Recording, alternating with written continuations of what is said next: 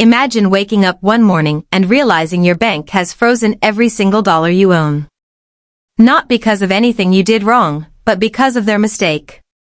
And when you beg for help, they mock you, sometimes even hinting that your foreign last name makes you less deserving of respect. Now, what would you do? Well, I found a way to fight back, and let's just say, an army of bots made a small-town bank very, very sorry. Thought I was doing the smart, wholesome thing by trusting a small, local credit union instead of some faceless corporate giant. It felt community-driven, safer, more personal.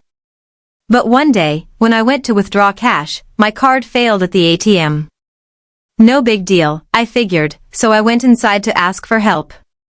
The clerk gave me a code, explaining this was their quirky little system to pull cash directly from my account. Weird, but it worked. I remember walking out thinking, strange setup, but at least they helped me. If only I knew what was about to come next. A few days later, I logged into my account, and my stomach dropped. Every single dollar was locked. Frozen. Untouchable. Not a single explanation that made sense, just an accounting error. No overdraft, no violation of rules. Just their mistake. I called customer support, expecting empathy, maybe even urgency. Instead, I was met with voices dripping in condescension. Yeah, it'll be reviewed, eventually, one rep said, almost smirking through the phone. When I pushed harder, another one muttered something that hit me like a punch. Well, maybe if your name didn't look so foreign, our system wouldn't have flagged it. That comment stung worse than the freeze itself. They weren't just incompetent. They were prejudiced. And every call after that only deepened my rage, snarky comments, dismissive tones, no progress. Weeks passed, and I was still broke, humiliated, and powerless. One night, after yet another fruitless call, I vented to my family back home. My younger cousin listened quietly, then spoke up with an idea that almost sounded like a joke. Why not fight fire with fire? There's a service here in Russia.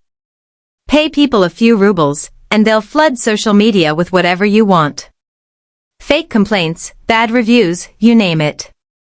At first, I laughed. It sounded ridiculous. But then I thought about that banker's smug tone, the racial dig, the month of being treated like garbage. That night, I decided I wasn't going to be powerless anymore. I found the site, and to my shock, it was real. For just $3, barely the price of a coffee, I could hire an army of people to destroy the bank's reputation. The site even let me choose between American-looking profiles or others. I spent an hour carefully crafting AI-generated complaints. Some accused the credit union of discrimination. Others of fraud. Many just ranted about terrible service. And with a single click, the effect was immediate.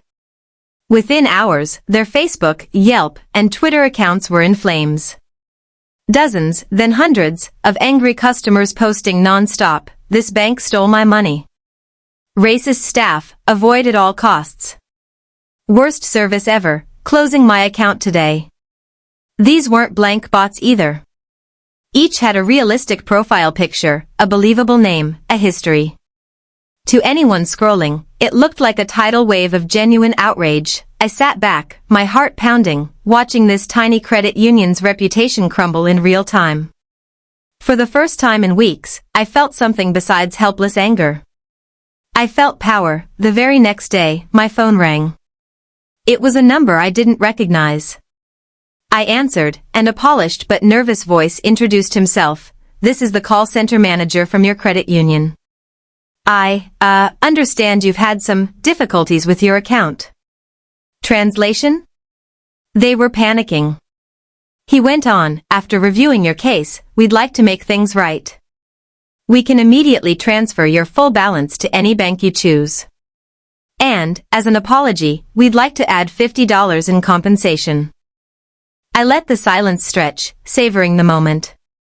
The same institution that mocked me, that treated me like dirt, was now paying me to leave.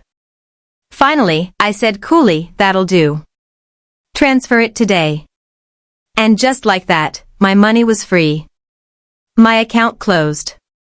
The bots? Oh, they were still out there, hammering their reputation with wave after wave of angry posts. I couldn't call them off even if I wanted to. Their image? Permanently scarred. And me? I was free.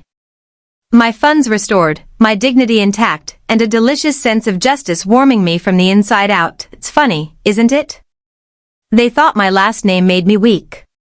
That I was someone they could push around. But in the end, it only took $3 and a little creativity to bring an entire credit union to its knees. Sometimes karma doesn't need decades. Sometimes it just needs a Wi-Fi connection. So let me ask you, what's the pettiest but most satisfying revenge you've ever seen? Drop it in the comments, smash that like button if this story gave you chills, and subscribe for more stories of sweet, sweet payback.